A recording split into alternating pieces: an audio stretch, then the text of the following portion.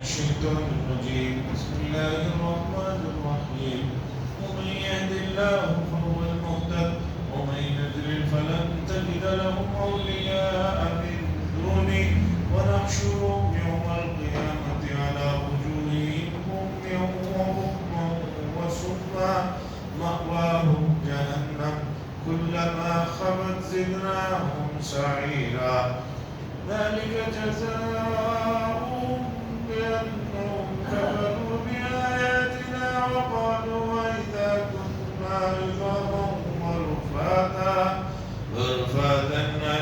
إنا لمبعوثون خلقا جديدا أولم يروا أن الله الذي خلق السماوات والأرض قادر على أن يخلق مثلهم وجعل لهم أجلا لا ريب فيه فأبى الظالمون إلا كفورا قل لو أنتم تملكون خزائن رحمة ربي إذا لأمسكتم خشية الإنفاق وكان الإنسان قتورا.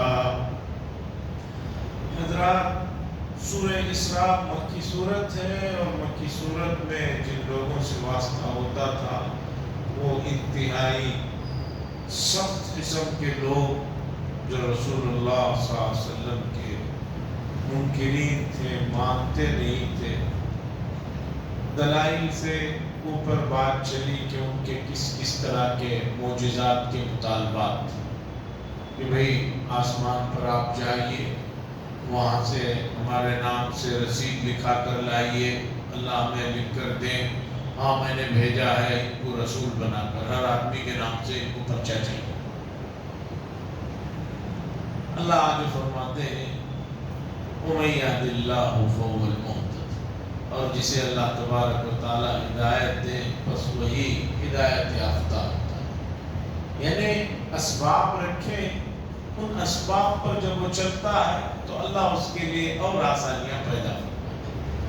وَمَن يُضْلِلْ، اور جو گمراہ جسے گمراہ کر دے، یعنی بغاوت کے آثار ہیں، وہ اس طرف چلتا ہے، ادھر راستہ کھول دیا جاتا ہے، آؤ بھائی جاؤ.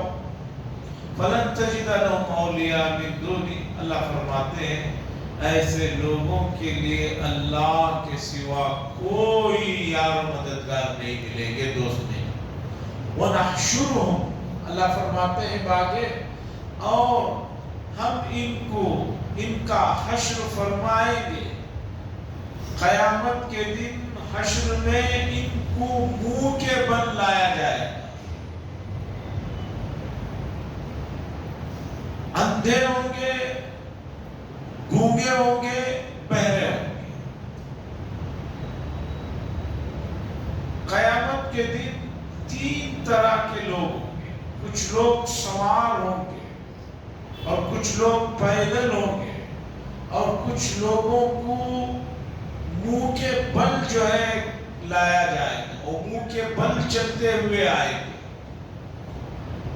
صحابہ نے پوچھا یا رسول اللہ صلی اللہ علیہ وسلم منہ کے بل آدمی کیسے چل کر آئے گا؟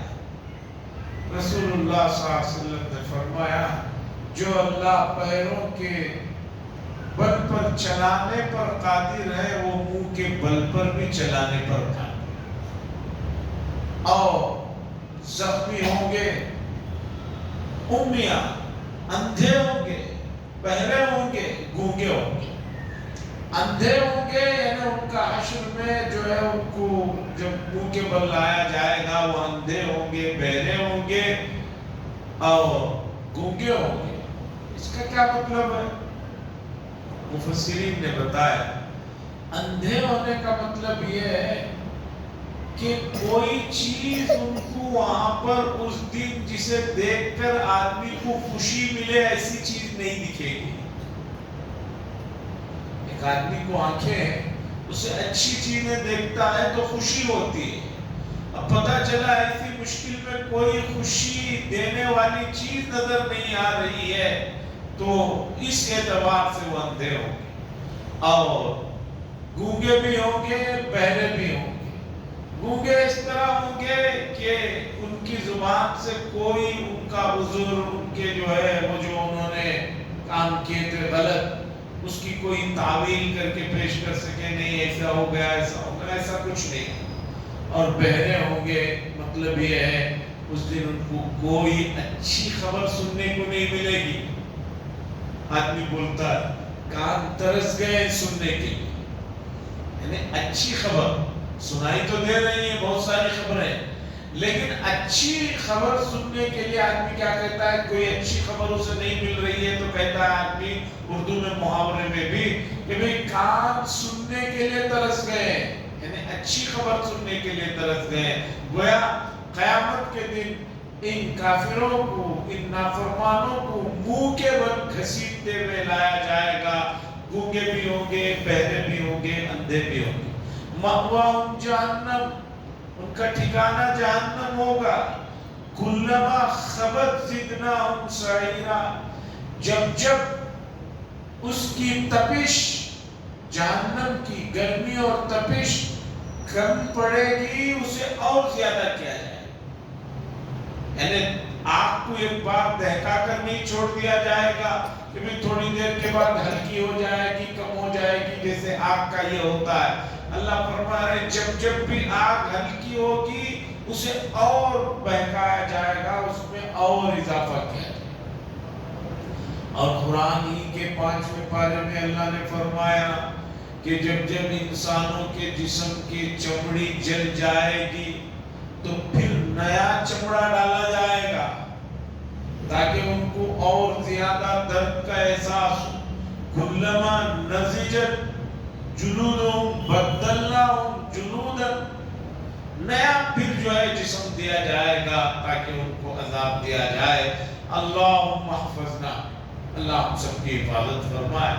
رسول اللہ صلی اللہ علیہ وسلم ہمیشہ تشہد میں، خاص طور پر نوافل میں، سنت نمازوں میں 4 چیزوں سے پناہ مانگتے تھے۔ اس میں ایک یہ بھی تھی اللہم انی اعوذ بک من عذاب النار، اے اللہ جہنم کے آگ سے میں پناہ چاہتا ہوں، ہمیشہ مانگتے تھے۔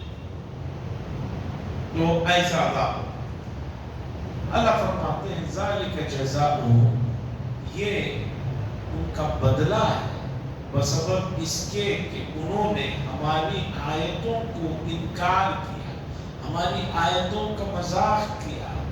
وہ قالو، اور کفار مکہ کہتے تھے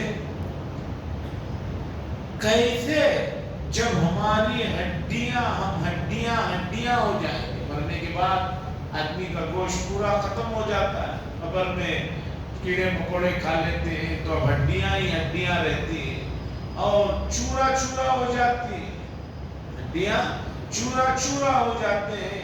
جب ہماری ہڈیاں ہو جائیں گی اور چورا چورا ہو جائیں گے، اِنَّا لَمَبْعُوثُونَ خَلْقًا جَدِيدًا، کیا ہم سب کو دوبارہ نئے طور پر پیدا کیا جائے گا؟ یہ بات بار بار مکے کے لوگ کہتے تھے کہ بھی یہ حضور جو کہتے ہیں مرنے کے بعد دوبارہ اٹھایا جائے گا، یہ کیا جائے گا، ہماری تو سمجھ میں نہیں آتا، حد ہونے کے بعد، وہ ہونے کے بعد کیسے اٹھایا جائے گا۔ اللہ فرماتے ہیں اولم یروا، کیا یہ لوگ نہیں دیکھتے ان اللہ الذی، بے شک اللہ تبارک و تعالیٰ وہ ذات ہے جس نے آسمانوں اور زمینوں کو پیدا کیا، ایسے ایسے سیارے، ایسی ایسی مخلوق بنائی، انسان کے سامنے اس کی کیا حقیقت ہے؟ کیا یہ نہیں دیکھتے کہ بے شک اللہ تعالیٰ نے آسمانوں اور زمینوں کو بنایا، وہ اس پر قادر ہے، قدرت رکھتا ہے کہ ان جیسے لوگوں کو بنائے۔ وَجَعَلَ لَهُمْ أَجَلًا، اور ان کے لیے ایک مدت یعنی قیامت کا جو وعدہ ہے طے کر دیا گیا ہے، اس میں کوئی شک نہیں ہے، قیامت آ کر رہے گی۔ فَأَبَى الظَّالِمُونَ إِلَّا كُفُورًا، لیکن ظالموں کا حال یہ ہے کہ جتنا ان کو بات کہی جاتی ہے ان کا انکار اور ان کی ضد بڑھتی ہی جاتی ہے۔ جیسے بعض لوگ ضدی ہو جاتے ہیں، بچے ضدی ہو جاتے ہیں، بچے بھی ضدی ہو جاتے ہیں، اسی لیے بچوں کے لیے بھی ہمیشہ آدمی کو ان کے لیے دعا کرتے رہنا چاہیے کہ اللہ تبارک و تعالیٰ میرے بچوں کو صحیح سمجھ اور توفیق عطا فرمائے۔ قُلْ لَوْ أَنْتُمْ، کہہ دیجئے اگر تم لوگ اللہ کے رحمت کے خزانوں کے مالک بن جاؤ تو تم اسے خرچ نہیں کرو گے بخل کے چکر میں۔ اگر اللہ تبارک و تعالیٰ تم لوگوں کو اس کے رحمت کے خزانوں کا مالک بنا دیا تو تم لوگ تو خشیت الانفاق، خرچ ہو جانے کے خوف سے خرچ ہی نہیں کرو گے۔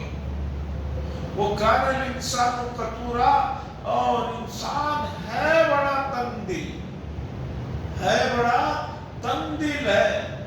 یہاں رحمت سے کیا مراد؟ مفسرین نے دو معنی لکھے۔ بعض مفسرین کہتے ہیں کہ اس سے مراد نبوت ہے، اگر اللہ تعالیٰ نبوت کو دینے کا معاملہ ان کے ہاتھوں میں دے دے تو یہ لوگ کسی کو نہ دیں۔ دوسرے مفسرین کہتے ہیں رحمت ربی سے مراد دنیا کے جو مال اسباب عیش و آرام کی چیزیں ہیں، اگر عیش و آرام مال و دولت کے تمام خزانوں کا مالک انسان کو بنا دیا جائے تو یہ انسان ایسا ہے کہ بھئی میں اگر خرچ کروں گا کسی کو دوں گا تو خرچ ہو جائے گا، اس خوف سے وہ پورا روک کر رکھے گا۔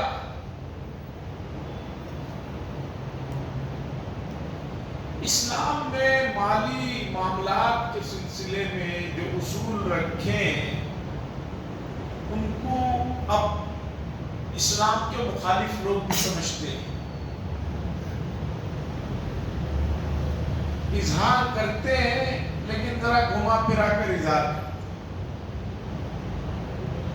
مثال کے طور پر سود کے سلسلے میں جو اسلام میں حرام، بہت سے لوگ کہتے ہیں بھئی یہ ہمیں سمجھ میں نہیں آتا، لیکن مسلمانوں کا چھوڑیے، آپ کو ایسی تحریریں ملیں گی آج بھی جو کٹر قسم کے عیسائی اور یہودی ہیں جن کا کام ہی سود پر کھڑا ہوا ہے، وہ بھی مانتے ہیں کہ سود جو ہے یہ کمانے کا ذریعہ تو ہے مال جمع کرنے کا، لیکن یہ آدمی کی روح کو اور اس کی انسانیت کو تباہ و برباد کرنا، یہ وہ لوگ کہتے ہیں۔ مثال کے طور پر اس آیت کے ذیل میں آپ سمجھیے، اگر آپ سروے کریں گے تو اس وقت دنیا کی ٹوٹل جو دولت ہے اس کا 60% سے زیادہ حصہ جو ہے 10-15 آدمیوں کے ہاتھ میں ہے، لیکن اس کے باوجود ان لوگوں کو اس مال و دولت کو شدید ضرورت مند لوگوں پر خرچ کرنے کا ارادہ نہیں ہے بلکہ اسے اور بڑھانے کا ارادہ ہے۔ افریقہ کے ملکوں کی حالت دیکھیے، بلکہ ایشیا میں بھی دیکھیے کہ کئی لوگ ایسے ہیں جو غربت کی سطح سے نیچے جی رہے ہیں۔ جو کھانا ہم روزانہ کھاتے ہیں 3 وقت یا 4 وقت، بنگلور میں تو 4-5 ٹائم کھا ہی لیتا ہے آدمی، چائے کے ساتھ کچھ پکوڑے کھا لیا، ایک سینڈوچ کھا لیا، ایسے ٹیسٹ کرنے کے لیے تھوڑا سا چکن منگا کے گوشت کھا لیا۔ یہ جو صبح سے شام تک ایک نارمل انسان کھاتا ہے بنگلور میں، ہم لوگ جو کھاتے ہیں، اتنا کھانا خود ملک میں اور خاص طور پر افریقہ کے ملک میں لوگوں کو 15 دن میں بھی میسر نہیں۔ جتنا کھانا روز کھا لیتے ہیں 15 دن میں بھی ٹوٹل اتنا کھانا ان کو نہیں مل پاتا۔ میں نہیں کہہ رہا ہوں، یہ اقوام متحدہ کی معتبر رپورٹ ہے۔ آج بھی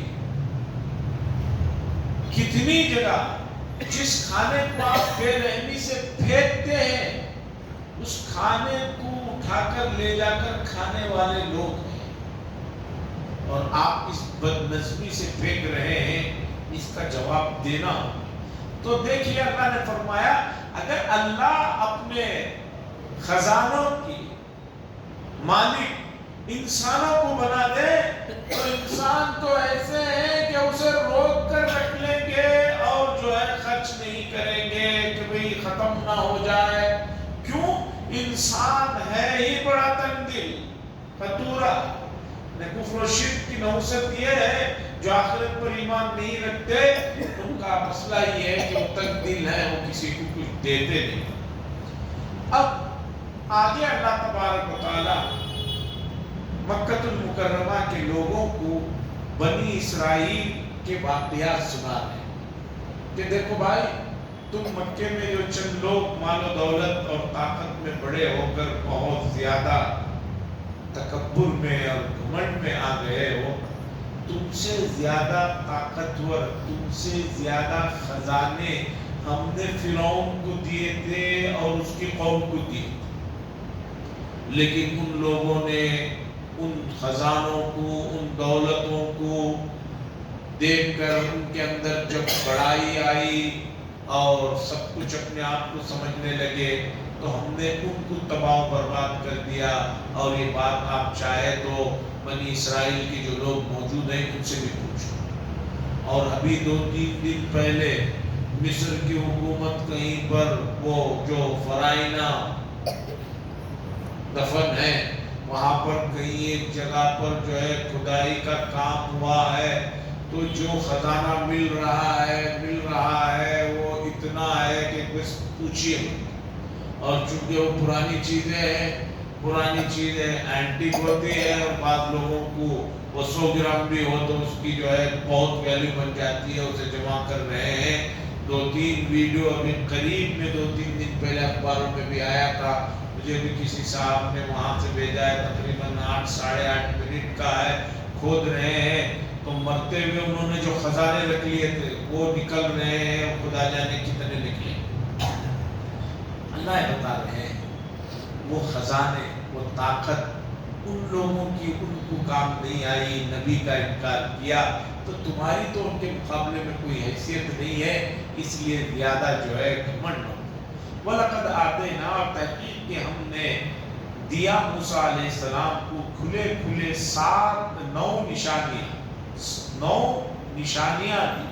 فَاسْأَلْ، پوچھئے آپ بنی اسرائیل سے.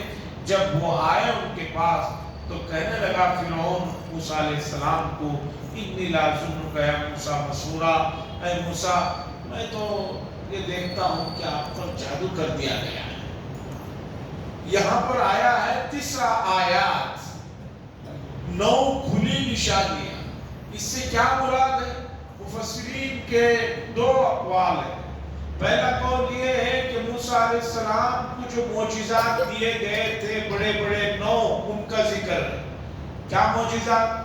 ایک تو عصا تھا کہ زمین پر ڈالو تو اژدہا بن جاتا تھا. دوسرا موسیٰ علیہ السلام اپنے ہاتھ کو بغل کے نیچے رکھ کر نکالتے تو سورج کی طرح روشن ہو جاتا تھا. اور تیسرے بچپن میں آگ رکھ لینے کی وجہ سے زبان میں لکنت آئی تھی، پھر وہ دور ہو گئی. اور اس کے علاوہ بنی اسرائیل کو جب لے کر چلے تھے تو سمندر پر عصا مارا تھا تو جو ہے سمندر میں راستے ہو گئے تھے. اسی طریقے پر بنی اسرائیل پر ایک عذاب یہ آیا تھا کہ ان کے گھروں میں ہر جگہ جوؤں کی بھرمار. ایک عذاب جب نہیں مانے تھے تو آیا تھا کہ جس برتن کو کھولو خون ہی خون. کھانا پکائے ہیں لیکن پکنے کے بعد کھانے کے لیے بیٹھے برتن کھولو تو دیکھو خون ہی خون. اور ایک ان کے لیے سبق سکھانے کے لیے ایک عذاب آیا تھا مینڈکوں کا. جدھر دیکھو مینڈک ہی مینڈک.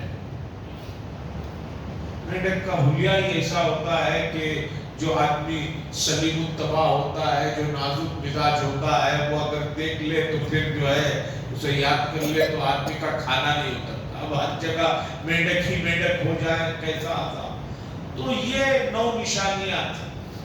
دوسرے مفسرین یہ کہتے ہیں کہ حدیث میں آیا ہے مدینے میں ایک یہودی نے دوسرے یہودی سے کہا کہ چلو یہ جو نبی آئے ہیں ان کا ذرا امتحان لیتے۔ تو پہلے یہودی نے دوسرے یہودی سے کہا کہ بھئی نبی مت کہو، اگر انہوں نے سن لیا کہ ہم ان کو نبی مان رہے ہیں پھر تو بہت خوش ہو جائیں گے۔ اس نے کہا ٹھیک ہے چلو امتحان۔ دو یہودی آئے، آ کر انہوں نے رسول اللہ صلی اللہ علیہ وسلم سے پوچھا کہ موسیٰ علیہ السلام کو جو 9 آیات واضح نشانیاں دی گئی تھی وہ کیا تھی؟ تو رسول اللہ صلی اللہ علیہ وسلم نے فرمایا اس سے مراد وہ 9 احکامات ہیں جو خاص طور پر بنی اسرائیل کو جس کا پابند بنایا گیا تھا۔ وہ کیا 9 احکامات ہیں؟ پہلا حکم یہ تھا کہ اللہ کے ساتھ کسی کو شریک نہ ٹھہراؤ، یعنی موحد رہو، توحید پر رہو، شرک میں مت پڑو، گوسالہ پرستی، گائے کی پوجا، اس کی پوجا۔ دوسرا قتل نہ کرو، تیسرا چوری نہ کرو، چوتھا زنا نہ کرو، اس کے بعد سود نہ کھاؤ، اس کے بعد اللہ کی بندیاں عورتوں پر بہتان نہ لگاؤ، کسی پر بہتان لگا کر اس کے عزت کو داغدار نہ کرو، اور اسی طرح ناحق کسی کا قتل نہ کرو۔ اس طرح کے 9 احکامات تھے۔ حضور صلی اللہ علیہ وسلم نے بتایا کہ 9 احکامات اللہ نے موسیٰ علیہ السلام کو خاص طور پر دیے تھے۔ تو انہوں نے کہا کہ بالکل آپ نے سچ فرمایا، نبی ہی یہ بات بتا سکتے ہیں، لیکن مسئلہ یہ ہے کہ آپ چونکہ بنی اسماعیل میں سے، اسماعیل علیہ السلام کے اولاد میں سے ہیں، اور ہم نے اگر آپ کو نبی مان لیا تو دوسرے یہودی جو بڑے ہیں وہ ہمیں قتل کر دیں گے، اس لیے ہم نہیں مانیں گے آپ کو۔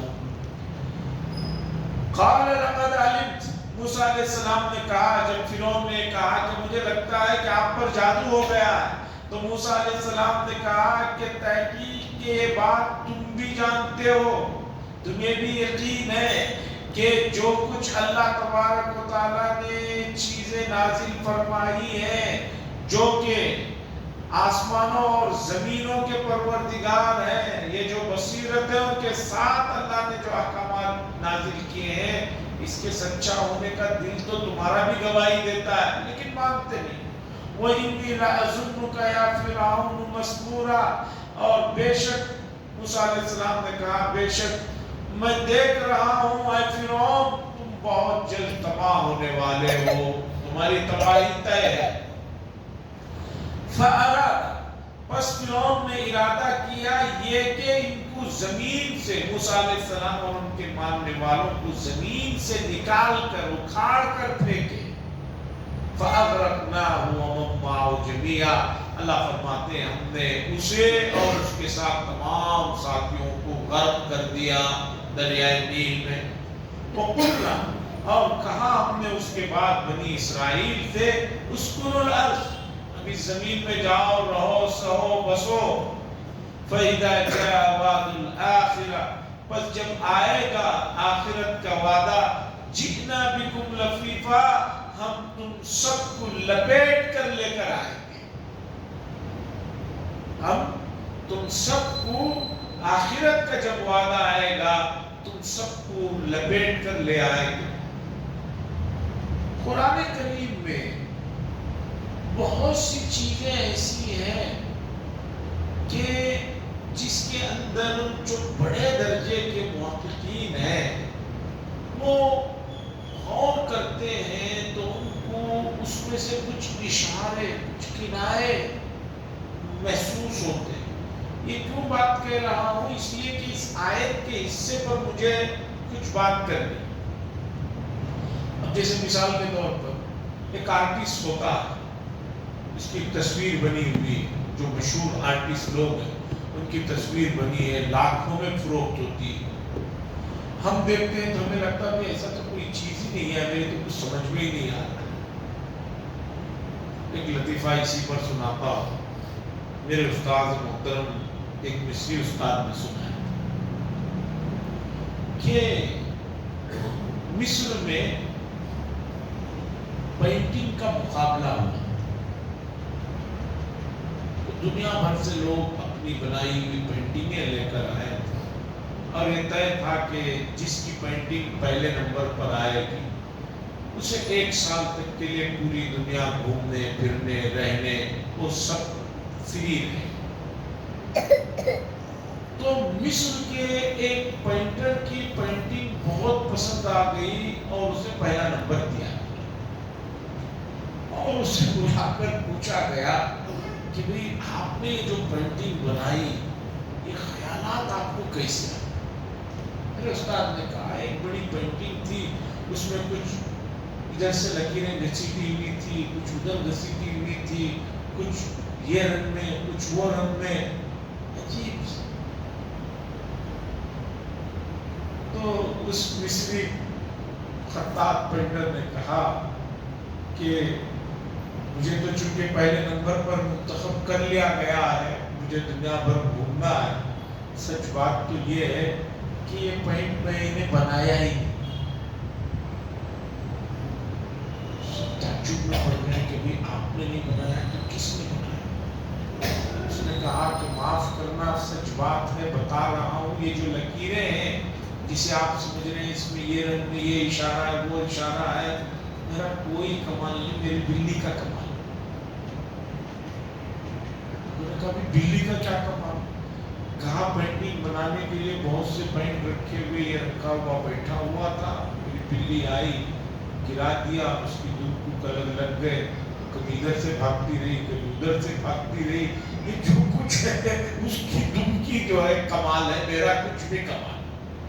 تو یہ آرٹ لوگ کہتے ہیں یہ نیا آرٹ ہے.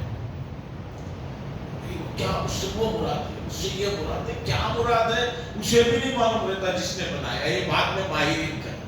خیر لیکن بعض پینٹنگیں ہیں جو کروڑوں میں بلینوں میں بکتے ہیں. ابھی قریب میں بھی سعودی عرب کے ایک بادشاہ نے جو ہے وہ کروڑوں بلینوں میں جو ہے فرانس سے کوئی تصویر خریدی. خیر اب سنیے اللہ فرماتے ہیں فَإِذَا جَاءَ وَعْدُ الْآخِرَةِ، جب آئے گا آخرہ دوسرا وعدہ تو ہم جئنا بکم لے آئیں گے تم سب کو لفیفا، گھسیٹ کر لپیٹ کر لے آئیں. مولانا خلیل الرحمن سجاد نعمانی صاحب بہت بڑے آدمی ہیں اور ان کے والد منظور نعمانی صاحب بہت بڑے تھے. انہوں نے قریب میں ایک جگہ گفتگو فرماتے ہوئے فرمایا کہ آیت کا یہ حصہ بتا رہا ہے کہ اس وقت یہود جو جنگ وہاں ہو رہی ہے یا جو بھی حالات ہیں مایوس ہونے کی ضرورت نہیں، اس لیے کہ اب وقت آخری قریب آ چکا ہے. دنیا کے کونے کونے سے وہ لوگ سمٹ کر جو ہے اسرائیل میں آ گئے اور حدیث میں ہے قیامت کے قریب پورے سمٹ کر آ جائیں گے، پورے کے پورے یہود وہاں سمٹ کر آ جائیں گے تاکہ ایک ہی وقت میں ان کا کام تمام کر دیں.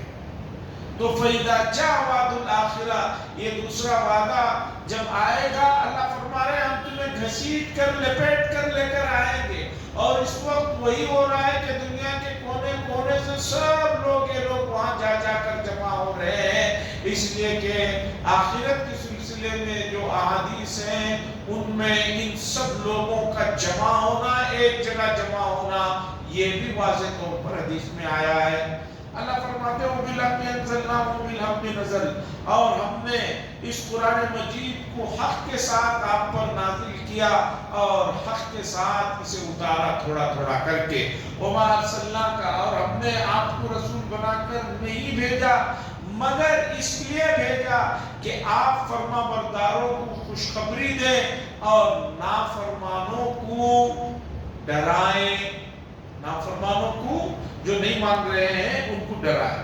وَقُرْآنًا، اور ہم نے اس قرآن کو جدا جدا کر کے رکھا، جدا جدا کیا تاکہ آپ لوگوں پر پڑھ کر سنائے تو آسانی کے ساتھ اور ٹہر ٹہر کر ہم نے اسے نازل کیا.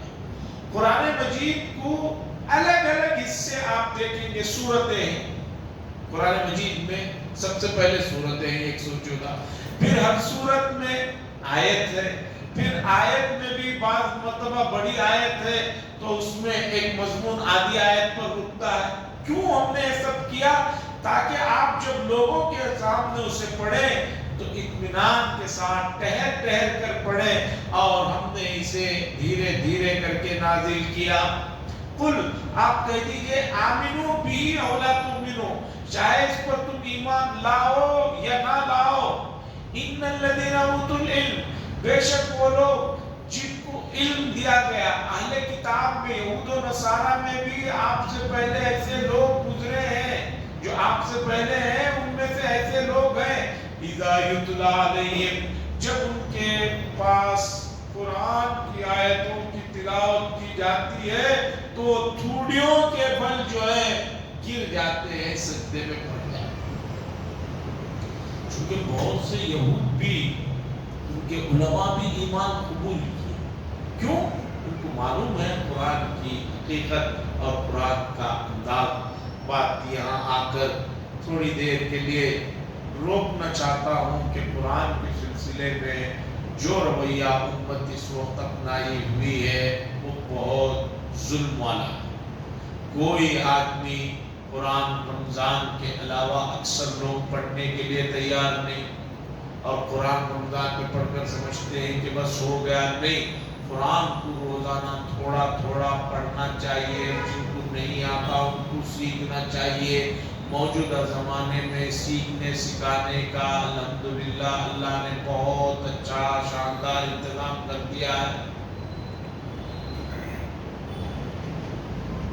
خاص طور پر میں اپنے اس علاقے میں دیکھ رہا کہ نوجوانوں میں یا ان کے ماں باپ میں بچوں کو قرآن کے حفظ کرانے کی طرف اس درجے کا اہتمام نہیں جس درجے کا بنگلور کے دوسرے حصوں میں۔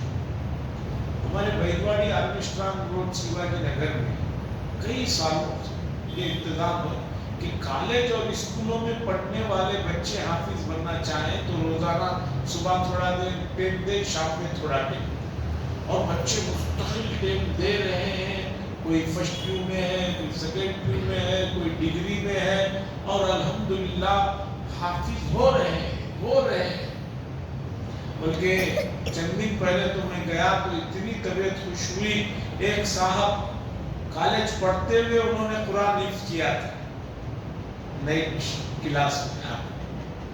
اس کے بعد ان کی شادی ہوئی، اب 5-6 سال کی عمر کے ان کے 2 ٹوئنز بچے ہیں، ان کو لے کر آئے تھے کہ ان کو ابھی سے میں رکھنا چاہتا ہوں، میں تو بہت دیر سے پڑھنا شروع کیا تھا۔ تو قرآن کی طرف جو ہے ہمارے اس میں توجہ دینا چاہیے۔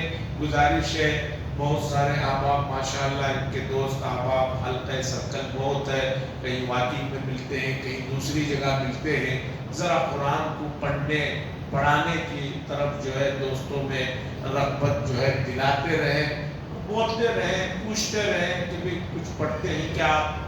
تو پڑھ لیجئے، اخبار پڑھتے ہیں 1 صفحہ پڑھ لیجئے، 2 صفحہ پڑھ لیجئے، اس لیے کہ قرآن بنیادی کتاب ہے۔